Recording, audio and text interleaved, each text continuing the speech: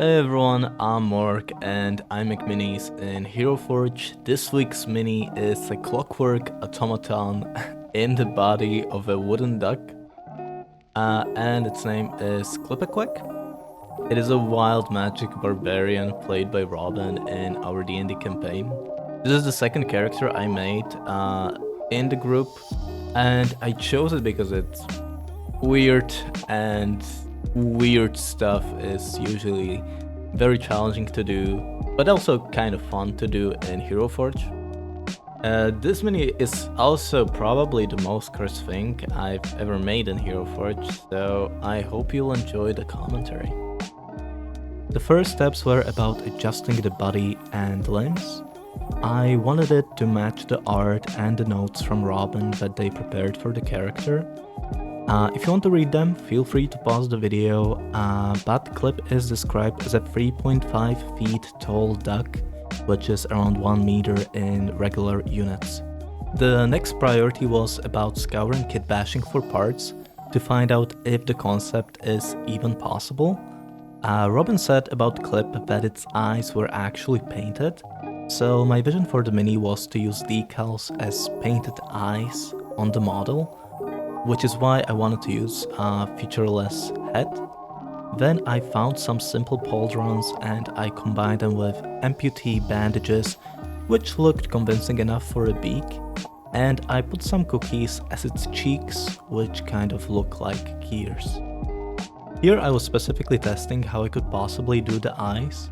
If you're familiar with Hero Forge, you probably recognize this decal. The way this was done is extremely cursed, but after going through every other decal, this felt like the best option. And I did manage to successfully pull it off, though not perfectly. You can see even in the final version that the eyes are slightly misaligned, but honestly, at this point I'm just afraid to touch anything about Klip-A-Quack, so for me it's good enough. Not to mention, I think it's kind of on brand for the character, because the more you stare into those empty painted eyes, the more uncanny the model starts to feel.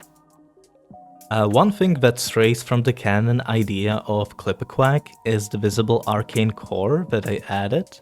Klip-A-Quack is a wooden construct powered by the arcane magic, and as a D&D class, it's a wild magic barbarian. The flavor of entering the barbaric rage was described by Robyn as Klip winding itself up with the key, and when wild magic barbarian enters a rage, a random magical effect happens. So I thought it would be a fun idea to add a core, and I imagined that the core goes into an overdrive mode, causing arcane lightning and sparks to start flying everywhere, and this causes that random effect. Speaking of things that are also different from the original, let's talk about the coloring of the model. Robyn described Klip as a wooden duck, but the duck colors were painted on it. So I wanted to do the same thing, but as I was exploring the wood colors, I thought it would be a pretty fun idea to instead imagine that Klip is simply made out of 3 different colored woods that in the end resemble a duck. After this was done, the next struggle was to figure out where I am going to put Klip-A-Quack.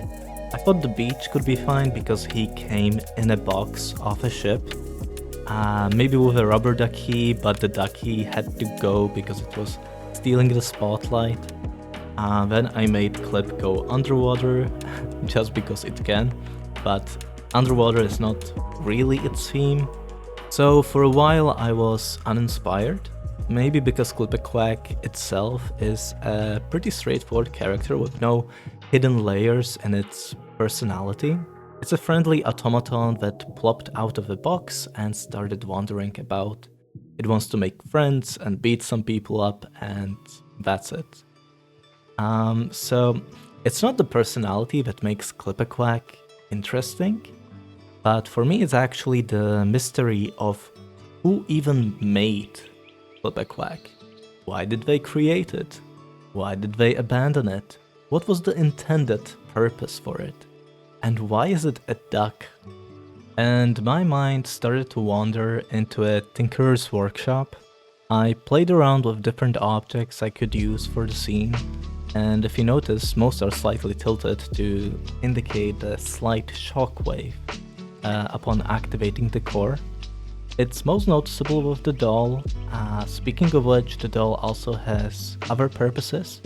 It supports the front of the Mini so that if it is ever printed, it is less likely to break. And thematically, I wanted this doll to show that this workshop could belong to a skilled toy maker with a good heart that puts a special care into their project. Someone who maybe had to abandon Klip because the magic powering it posed a danger to them, or to protect it from getting disassembled. Or maybe Klip was a secret the world just wasn't prepared for yet. And when Klip-A-Quack finally confronts that past, what will it choose? Its intended purpose or its new life? And in the end, we might never find out.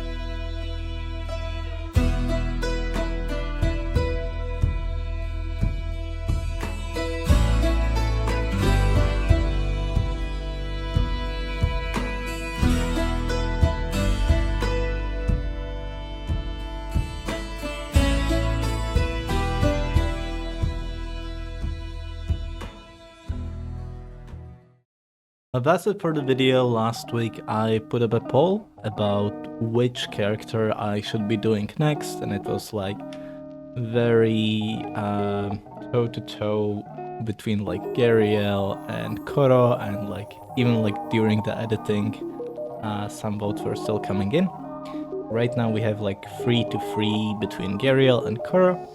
And I think just to like switch things up a little bit and like not do all of my D&D party members all at once, I think I just want to do like Gariel. It's gonna be a little bit of a different mini to do, but yeah, I hope you guys will like it anyway.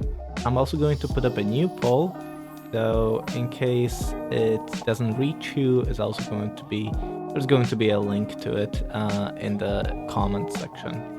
Also, I'd like to say thank you to Robyn for the awesome character idea with the Klip-A-Quack. It's a really fun character and challenging. It was really challenging to do. And yeah, if you guys enjoy my minis, let me know in the comments, and of course subscribe and all that. And yeah, thanks for watching, take care, and bye bye.